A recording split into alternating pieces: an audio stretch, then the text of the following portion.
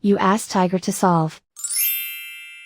This deals with linear equations with one unknown. The final result is u equals 2. Let's solve it step by step. Group all u terms on the left side of the equation. Subtract 2u from both sides. Group like terms. Simplify the arithmetic. Group like terms. Simplify the arithmetic. Group all constants on the right side of the equation. Add 21 to both sides.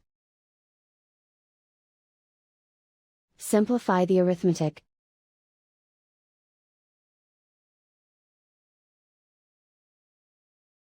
Isolate the u. Divide both sides by 6. Simplify the fraction. Find the greatest common factor of the numerator and denominator. Factor out and cancel the greatest common factor. And so the final result is u equals 2.